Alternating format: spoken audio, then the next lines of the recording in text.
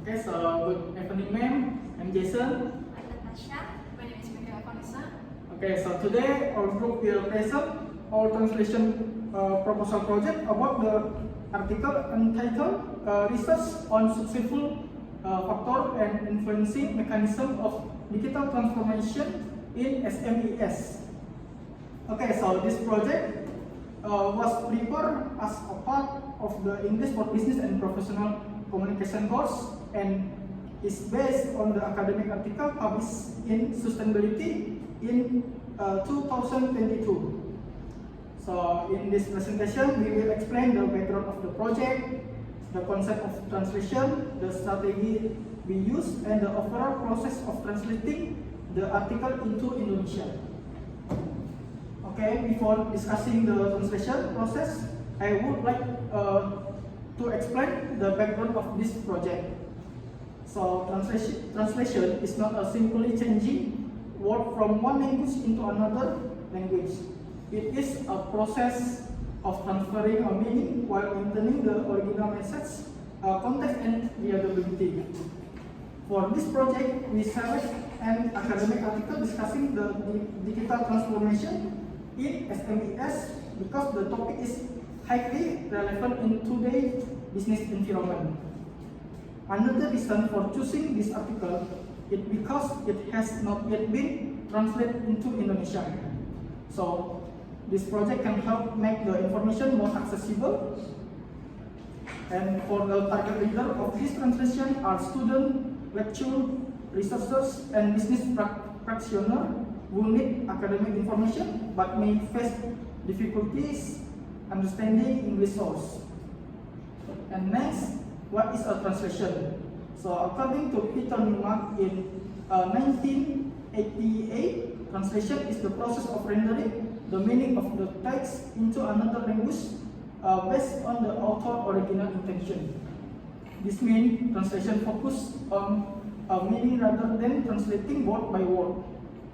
Translation also has several important functions. First is help share knowledge across different languages. Second is bridging cultural difference. And third is make academic information easier for reader to understand. So a good translation should remain accurate while still sounding natural for target reader. And next, I will explain the translation strategy we use in this project. So according to Newmark, there are several translation strategies such as literal translation, semantic translation, communicative translation, modulation, and transference. However, in our project, we mainly apply two strategies. The first is semantic translation, which help preserve the original meaning and academic context of the source text. The second is communicative translation, which focus on making the translation clear and easier to understand for the Indonesian reader. By combining these two approaches, we aim to product translation that remain accurate with also being natural and readable. Next. So about translation quality assessment. First, after completing the translation, evaluate its quality using the assessment model developed by Nanbaban, Nuraini, and Sumardiono. This model consists of three criteria. The first is accuracy. This refers to how well the original meaning is transferred into the target language without distortion or lost information. The second is accessibility. This means the translation should follow Indonesian grammar, vocabulary, and language conventions. The third is readability. This means reader can understand the translated text easily without confusion. A high-quality translate should meet all three criteria, which are accurate, acceptable, and readable. Now let us move the article itself. The study focused on the factors that influence the success of digital transformation in small and medium enterprises and SMEs. The main objective of the research is to identify the factors that contribute to successful digital transformation and to understand how these factors are related to one another. The research found that digital transformation is not only about adopting new technologies. Success also depends on organizational readiness, support from the external environment, and the competence of employees. In other words, technology alone is not enough. Companies also need capable people and supportive management. Factor influencing digital transformations. The study identified 4 major factors that influence digital transformation. The first factor is technology. This includes technology capability, digital tools, and IT infrastructure that support business operations. The second factor is organization. These include management support, business strategies, leadership, and organizational readiness for change. The third factor is environment. This includes competitive pressure, government support, and external business conditions. The fourth factor is human resources. This includes employee knowledge, digital skills, and competencies. The research shows that all of these factors are interconnected and contribute to successful digital transformations.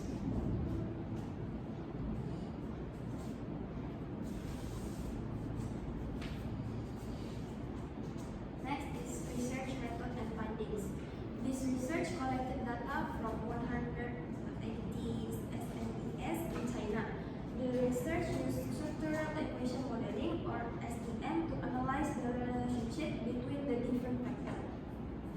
The findings show that technological factors and environmental factors have a positive influence on organizational capabilities. Strong organizational capabilities then contribute significantly to successful digital transformation.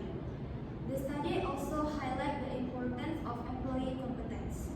Even if a company has advanced technology, it may not achieve success if employees do not have the necessary skills to use it effectively. Therefore, successful digital transformation requires a combination of technology, organizational support, and competent employees. Next, challenges in translation. During the translation process, I faced several challenges. The first challenge was translating technical and academic terms. Example include terms such as digital strategy, IT infrastructure, organizational capabilities, and digital transformation. The second challenge was dealing with long and complex academic sentences. Many sentences contain detailed explanation and formal language structure that were difficult to translate directly into Indonesian.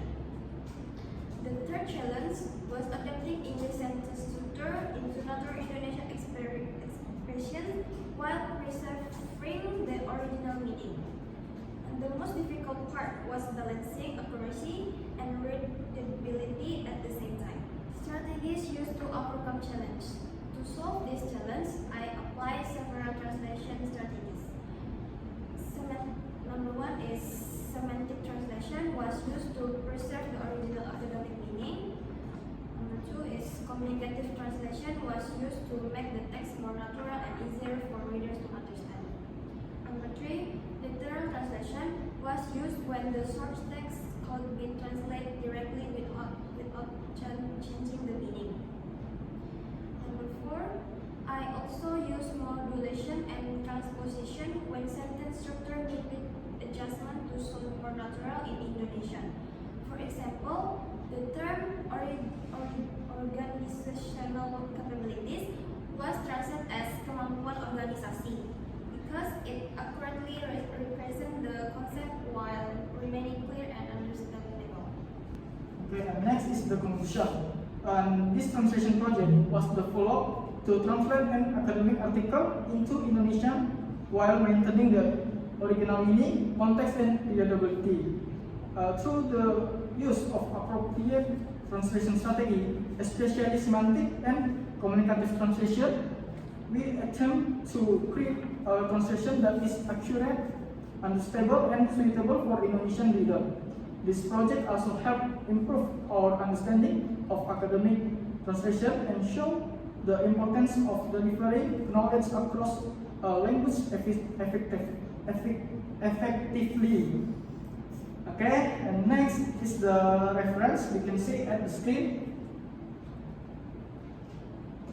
And that's all from our presentation, ma'am. Thank you.